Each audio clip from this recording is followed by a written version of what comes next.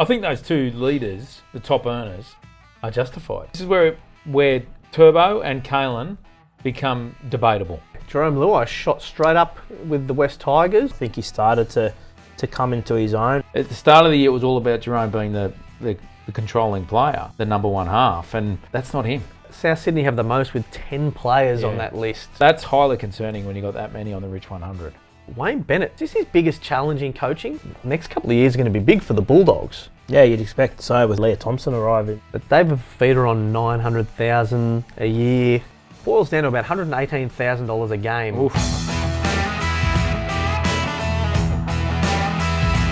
It is NRL Rich 100 time. The 7th year that we have done this. Can you believe that? The 7th year that you guys have annoyed players, player managers, clubs for revealing salaries of rugby league's greatest players. Little shake up to the year list this year, Michael Carianis. Well, a new number one, or we've got a joint number one for the first time. Nathan Cleary's back on top of the throne, rightfully so, and he's joined by your man, Mitchell Moses, who's had an upgraded and extended deal at the Parramatta Eels, obviously removed those clauses that were in his deal, and usurps Kalen Ponga, who was the richest man in rugby league last year. So Kalen Ponga, so to wrap this up, Nathan Cleary and Mitchell Moses, $1.3 million each. Yep. That's the price of taking those clauses out of Mitchell Moses so he can't scarper like Dylan Brown did. It's not a bitter Parramatta fan saying that at all.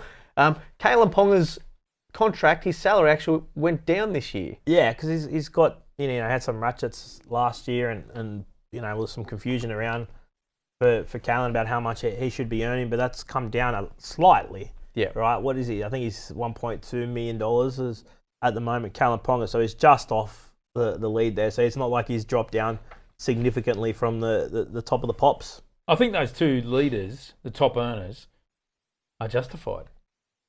Mitchell Moses, no argument for me. I think there's just Nathan Cleary is the best halfback in the game, but I'll tell you what, there's not much. Mitchell Moses isn't that far behind. He's not that far behind, and I think that's spot on. Tom Trbojevic into number 3. Yeah, look, this is where Turbo and Kalen become debatable on the health of their bodies and whether they've been able to deliver on bang for buck, and you would argue that they haven't. Mitch is the same in that extent in terms of the games that he's played for Parramatta, but on form he's been when he plays he's so influential, right? Because Kalen hasn't replicated the. So when Kalen plays, he's not as influential as Mitchell. No, definitely, I agree. Definitely agree. Tommy as well has struggled to find the same impact in a game that he once had.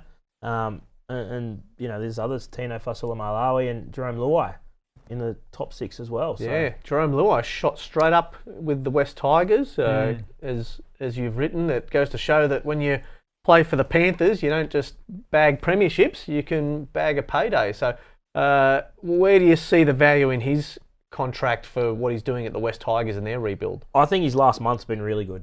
I think his start to the year, they won't get in anywhere near value on the field for him, but I think he started to come into his own a little bit, being way more influential in games.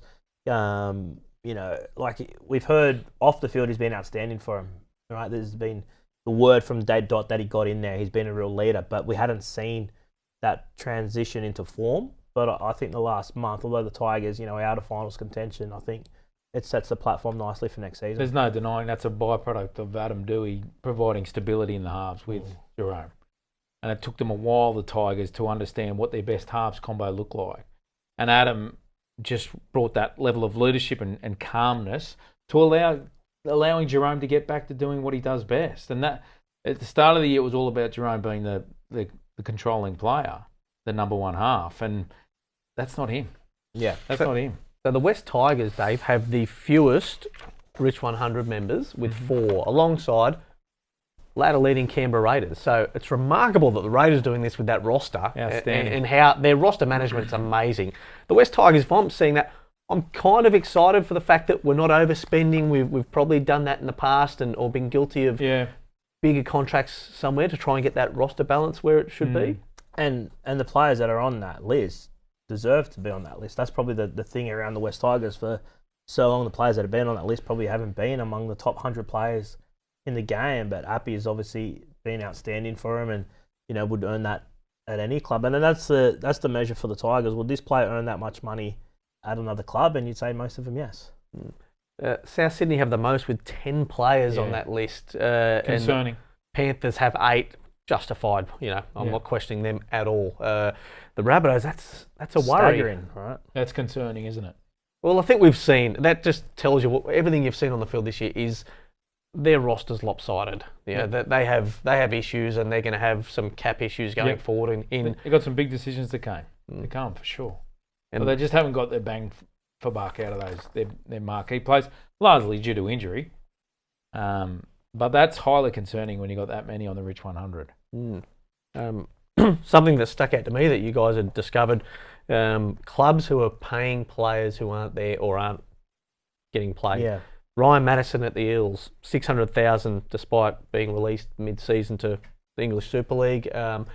Contracted to next year as well. And Ryan Sutton in a similar circumstance. Yeah, paid out of the Bulldogs full freight to get him off their books to make way for some roster space. The Bulldogs needed that roster space. He joined the Queensland Gold Coast Feeder Club, got injured, ruptured his biceps at training, so he hasn't played first grade since 2023. Ryan Sutton, he's been a very costly purchase for the Bulldogs.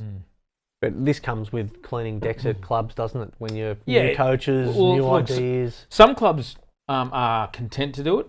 Other clubs are very wary about doing it and lean towards, I'll give Ryan Sutton as an example, keeping Ryan Sutton at your club because you don't want to wear such a significant loss on your cap. But the Bulldogs, with Gus at the helm, no problem whatsoever. He's cleaned house on stacks of players and paid them out along the way. It's an interesting strategy. Yeah. Well, it's interesting with Canterbury that they're not so worried about the salary cap side of things. It's the roster spots, isn't it? Yeah, that's what they were desperate for. That's what they saw as a premium, and you saw guys like Joash Papali and Jordan Samrani and Kidiani Katonga. Yeah, going to Parramatta and getting Sutton off the books at 600 to create those spots to make sure that they get that roster where and Carl Olawapu. Yeah, which shows you that next couple of years are going to be big for the Bulldogs. Yeah, you'd expect so with all those guys off their books, and Leah Thompson arriving next year. He'll be a big mover next year when we do next year's list, and he'll be a big mover on that once he joins the Bulldogs. Disappointing for guys like Lewis Dodd. 68 minutes for South Sydney. 2 years remaining on his contract. Future very much uncertain.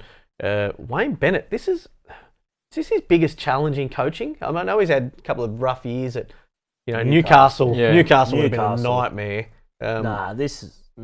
With the expectation around this South side, it's similar. It's a better place roster. Is it? Yeah.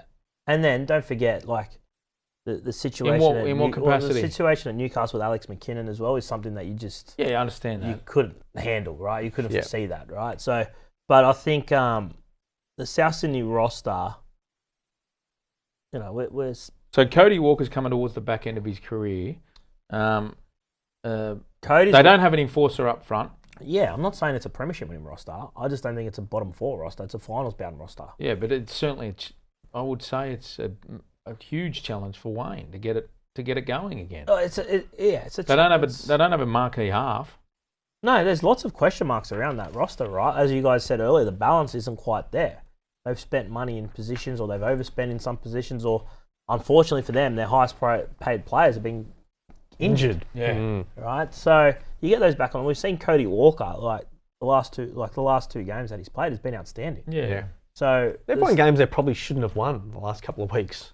Throw all those guys back into the mix. Potentially sign David for feed. I know it doesn't fix the enforcer, and you're 100% right. And we'll go into next year saying who's going to be the halfback for South Sydney, and is it the right choice? Because we don't know that, right?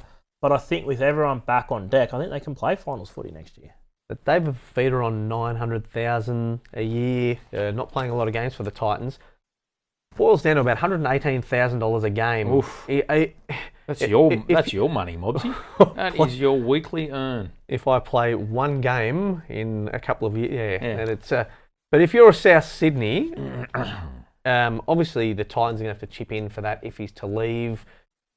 Are you worried about what you're going to get out of Dave Fafita, or do you think he's one of those guys where you can set upside. Because Wayne Bennett loves a salvage mission with a player that he can resurrect and get the best out of. We've seen him do it on multiple occasions. I think it depends on what they pay him. Yeah. Because he goes from a $900,000 or $1 million of expectations to a $500,000 worth of expectations.